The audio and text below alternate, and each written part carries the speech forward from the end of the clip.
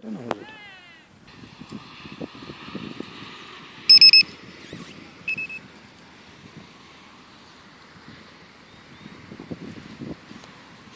Ele voa com essa capa vermelha? Oi? Ele voa com essa capa vermelha? Sim, isso aqui é chamado canopy. É?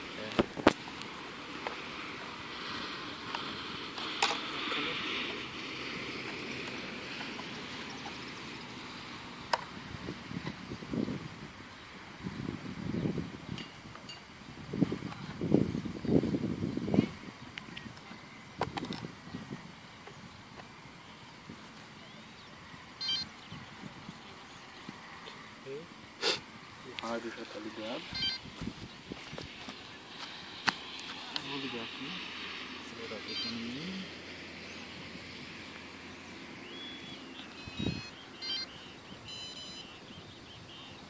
Vou baixar mais perto. Agora eu tenho que fazer o teste dos sistemas, ó. Tá. Tá vendo? Vou mexer esse de trás aqui, ó.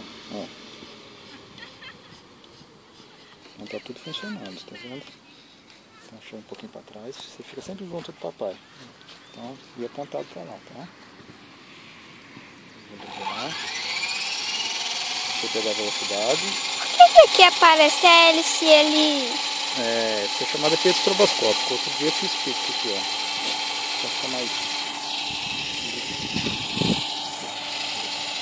Aqui tem um buraco. Tá, deixa eu pegar.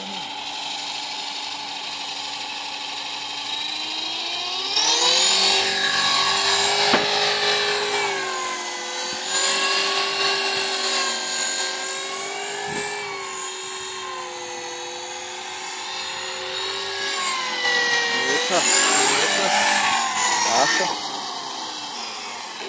Tem que regular ele. Você viu que ele ficou meio... Para regular... Tá filmando, Júlia? Tá. Eu tenho que vir aqui, ó. Tem que regular o giroscópio dele, porque o giroscópio dele tá falhando. Você viu que ele tava assim, perdeu. Eu tenho que ajustar esse valor aqui, que eu vou colocar em 78. Não quero mais filmar, não. Por quê? Não sei. Tá bom. Então desliga, Júlia.